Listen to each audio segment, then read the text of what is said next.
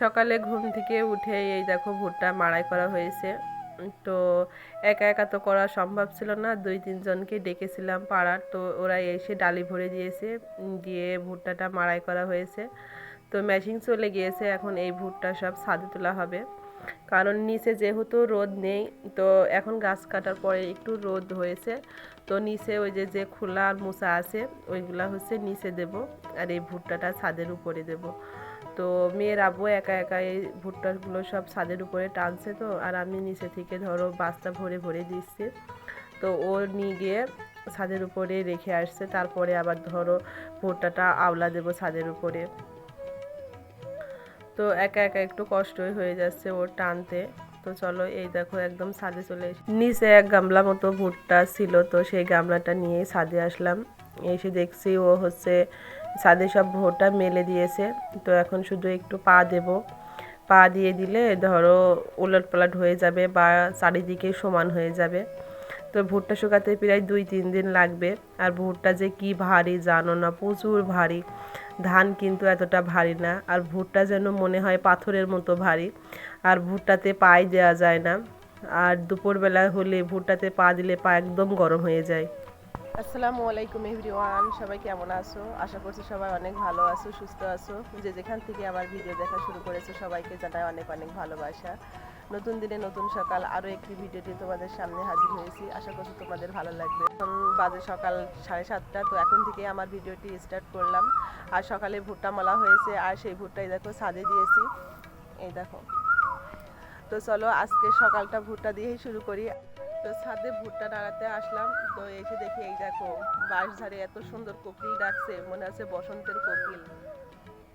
ছোটবেলায় যখন আমরা কোকিলের ডাক শুনতাম না, তখন আমরাও কোকিলের মতোই ডাকতাম, তখন দেখতাম কোকিল আরো জোরে ডাকছে। তো চলো কাজ কাম শুরু করে, অনেকটাই বেলা হয়ে গেছে, তো এখন থেকে কাজ শুরু করে দিই। তো ছাদ থেকে এসে এই দেখো সোজা কল পাড়ে চলে আসলাম। আর সকালের দিকে যদি বাড়িতে কোনো কাজ করা হয় না, তাহলে ধরো এদিকের বাসি কাজ বা রান্না বাড়া সব কিছুই পড়ে থাকে, তো এইগুলো করতে আবার অনেকটা দেরি হয়ে যায়। তো যেহেতু একা মানুষ, একদিকে করতে গেলে আর একদিকে হয় না, তো এখন কিছু করার নেই, এইভাবেই করতে হবে। আর তেমনি ধরো কল বা মোটরে কোনো এক পানি নেই বেশি, তো এই সমস্যার জন্য আরও ভুগছি আমরা। তো আমাদের এখানে নামাজ দিয়েছিল যে হচ্ছে যাতে আল্লাহর রহমতে একটু পানি বৃষ্টি হয়, এই জন্য বা দিনটা একটু ঠান্ডা পড়ে।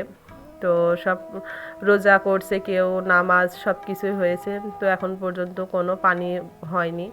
তো দেখা যাক কবে হয়, আল্লাহর রহমত কবে দেয়। তো পানিটারই কষ্ট, মানুষ তো পানির অপর নাম জীবন, কিন্তু পানি ছাড়া তো আর চলতে পারছে না। থালা বাসনগুলো মেজে নিয়েছি, নিয়ে এখন এই দেখো একটু খিচুড়ি রান্না করব, যেহেতু অনেকটা বেলা হয়েছে। তো এখন ভাত তরকারি রান্না করতে গেলে অনেকটা দেরি হয়ে যাবে, তো ভাবছি একটু খিচুড়ি রান্না করে নিই। আবার ধরো ছাদের উপরে তোমার ভুট্টা আবার পা দিতে হবে বসে বসে, তো এই জন্য খিচুড়িটা রান্না করব। তো চলো খিচুড়িটা গুছিয়ে নিয়ে চুলায় বসিয়ে দিই।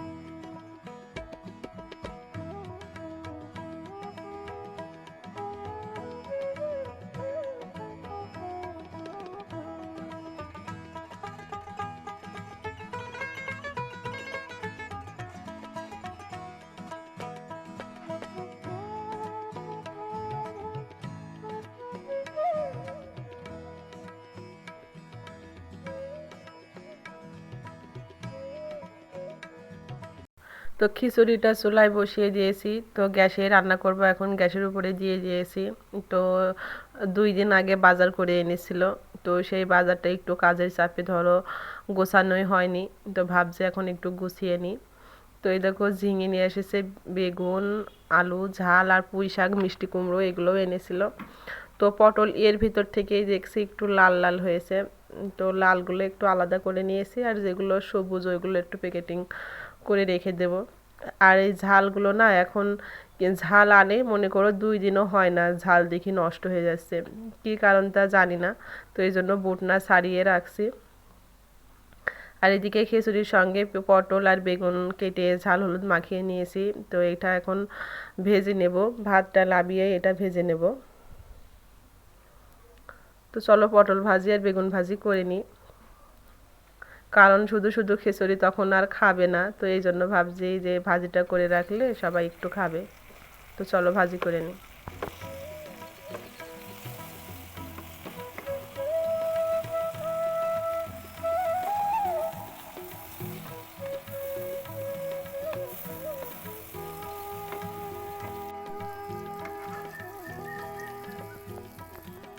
তো বেগুন ভাজি আর পটল ভাজি শেষ করলাম, করেই ধরো দেখছে আমার আব্বা এসেছে। আমার আব্বা বাজারে গিয়েছিল, তো আমার বাড়ির পাশ দিয়ে বাজারে যায়।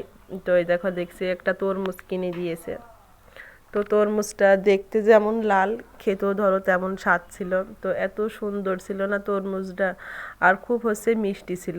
তো এতদিন ধরে যা তরমুজ খেয়েছি এর মতন তরমুজ একটাও হয়নি। তো বাবার ভালোবাসার জিনিস আসলেই বেশি স্বাদই লাগে। তো আমি যেটা কেটে এনেছিল সেটা একটু খেয়ে নিলাম, তারপরে আবার ছেলেকে একটু কেটে দিলাম। তো দিয়েই আবার কাজ শুরু করে দিয়েছি। তো খেতে খেতে এমন বেশম লেগেছিল, মনে হচ্ছে যেন নাক মুখ দিয়ে পানি পড়ছে। তো হয়তো বা আব্বা বাড়িতে গিয়ে কথা বলছে। তো এই দেখো ভুট্টার যে কাজগুলো হয়েছিল, এই ভুট্টার ভিতর থেকে এই খড়িগুলো এখন আলাদা করতে হবে, তারপরে মোচাগুলো করতে হবে। ধরো 3 পদের কাজ থাকে, ভুট্টা ভুট্টা মাড়াই করা, ভুট্টার রোদ্রে দেওয়া, আর এই ভুট্টার খোলা এইগুলো আলাদা করা, ভুট্টার মোচা আলাদা করা। ধরো একটা ভুট্টার পিছনে অনেকবার পরিশ্রম করতে হয়। তো এই দেখো এগুলো সব আলাদা করে নিছি।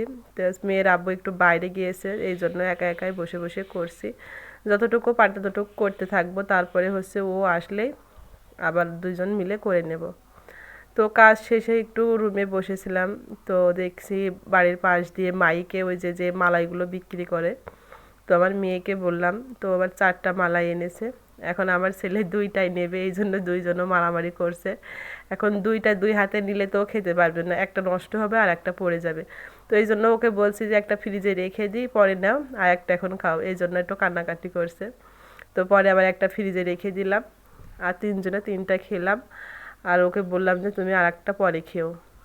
এই গরমের দিনে ধরো আমার শুধু মন চায় হয় 7 আপ খেতে, আর না হয় আইসক্রিম খেতে, তাহলে যেন একটু মনটা শান্তি হয়। আর তরমুজের তো কোনো বিকল্প নেই, যত কাজই করি তরমুজ ধরো একটু হলেও খেতে হবে, অনেকটাই ভালো লাগে। তো আমি বসে বসে বাইরে খেয়ে নিলাম, আর এই দেখো আমার ছেলে খাচ্ছে আর দুষ্টুমি করছে। আমার ছেলেটাই দেখো রোদ্রে রোদ্রে একটু বের হয়, বের হয়ে এতটা শরীরটা নষ্ট হয়েছে। যতই কাছে করে নিয়ে ঘুমায়, ছোট মানুষ তো, যদি বাইরে একটা ছোট বাচ্চা দেখে ও তাদের পিছন পিছন দৌড়ায়। কয়বেলা ধরো ওকে নিয়ে আসা যায়, তাতে গ্রাম যেহেতু, এটা তো আর শহর না যে ঘরের ভিতরে বসে রাখা যায়। গ্রামে তো আর ছেলেপিলে সবসময় ঘরের ভিতরে থাকে না। তো ছেলেকে আটকে রাখতে একটু কষ্টও হয়, আবার দেখো বাইরে দিয়ে দিলে শরীরটাও অনেকটা নষ্ট হয়ে যায়। তো এই দেখো বিকেলে ভুট্টা গুছিয়ে নেব, ভুট্টাটা আজকের মতন শুকিয়ে গেছে, আবার কালকে শুকাতে হবে। তো মেয়ের আব্বু পাট দিয়ে গুছিয়ে দিয়েছে, এখন এটা আমি ঝাড় দিয়ে নেব, ও ঝাড় দিছে এক সাইডে। তো আজকের ভিডিওটি এই পর্যন্তই, আজকের ভিডিওটি ভুট্টা দিয়েই শেষ করলাম। সবাই ভালো থাকবেন, সুস্থ থাকবেন, খোদা হাফেজ সবাইকে।